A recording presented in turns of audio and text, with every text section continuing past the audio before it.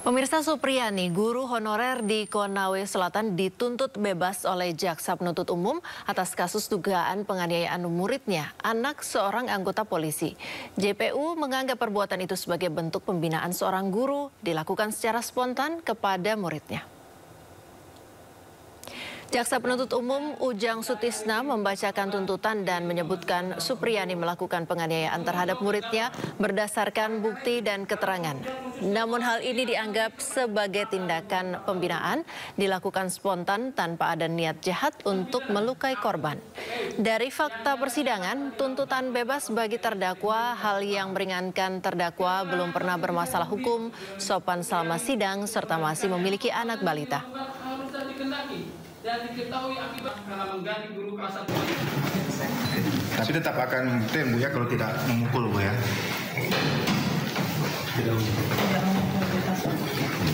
Yang penting tidak memukul itu aja udah. Iya. Itu aja. Itu sumbernya di situ. Walaupun dituntut bebas, kuasa hukum Supriyani menilai ganjil tuntutan tersebut karena jaksa tetap yakin Supriyani bersalah dan melakukan pemukulan. Karena itu pihak Supriyani mengajukan sidang lanjutan dengan agenda pledoi atau pembelaan atas tuntutan jaksa. Rencananya sidang pledoi tersebut digelar Kamis 14 November mendatang. Selain itu, dalam keterangan saksi ahli di persidangan, penganiayaan murid oleh guru honorer menguak fakta baru bahwa luka korban bukan karena gagang sapu yang dijadikan alat bukti.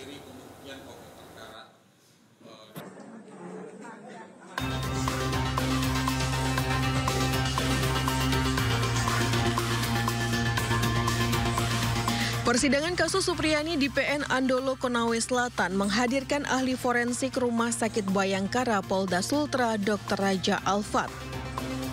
Saat menjelaskan dari pertanyaan majelis hakim dan para pengacara, ahli memaparkan rincian luka yang bisa disebabkan gagang sapu yang dijadikan sebagai alat bukti.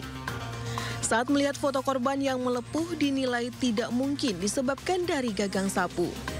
Hanya misalkan kayak uji tadi itu, lukanya bisa sampai robek, bisa sampai dari lecet, lecet ataupun robek. Tapi kalau misalkan ada pelindungnya, ya bisa jadi lukanya luka lecet juga bisa. Tapi terjadi kerusakan atau robekan pada kain ataupun baju atau celana yang melapisi permukaan kulit ini. Karena yang dirusakkan permukaan dulu, baru yang dalam.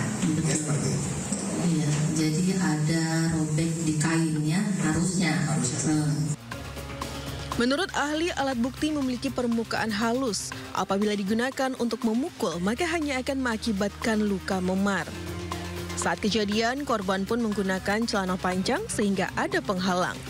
Sementara luka di paha kanan korban melepuh dan diduga disebabkan gesekan benda kasar.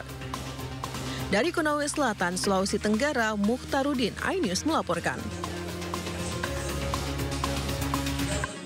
Pemirsa, kejanggalan juga muncul pada sidang sebelumnya di mana mantan Kabareskrim Polri Susno Duaji hadir dalam sidang kelima guru honorer Supriyani yang didakwa menganiaya muridnya. Susno menyebut keterangan anak di bawah umur tidak bisa dijadikan alat bukti.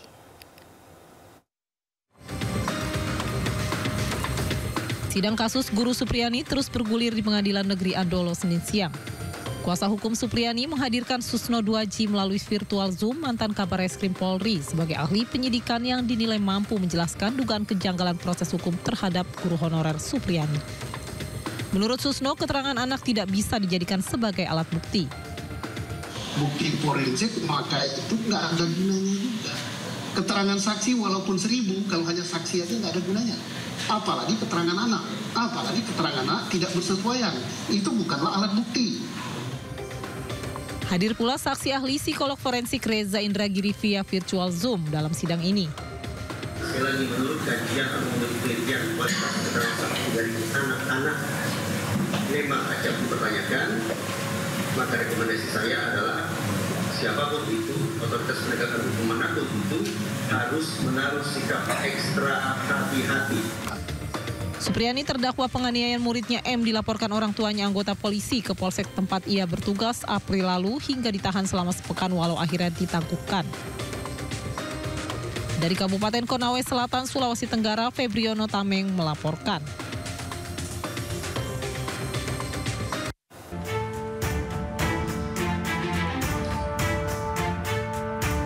Tim gabungan dari Polda Sulawesi Tenggara dan bidang laboratorium forensik Polda Sulawesi Selatan melakukan olah TKP kasus penembakan mobil dinas Camat Beito oleh orang tak dikenal.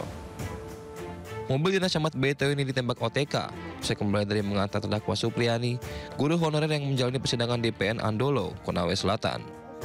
Petugas pun menggelar rekonstruksi dan mengambil sampel kaca retak untuk dibawa ke laboratorium guna menyelidiki penyebab keretakan.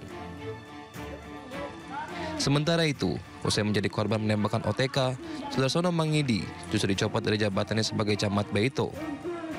Pencopotan ini dilakukan oleh Bupati Konawe Selatan, Surnudin Dangga. Menurut Surnudin Dangga, Camat Beito Sudarsono Mangidi dinilai kurang kooperatif dalam menyampaikan informasi soal kasus Guru Supriyani dan tidak netral. Untuk Camat Beito saya tarik dulu. Saya tugasan BKO kan ini dari eselon 2 untuk membantu menyelesaikan. Karena camat ini kan tidak pernah menyampaikan atau melaporkan selama ini. Sudah viral di mana-mana, saya hanya mendengar dari informasi. Diketahui, mantan Camat Beito Sudarsono Mangidi intens mendampingi kasus Guru Supriyani, mulai dari penangguhan penanganan di lapas perempuan hingga sedang di PN Andolo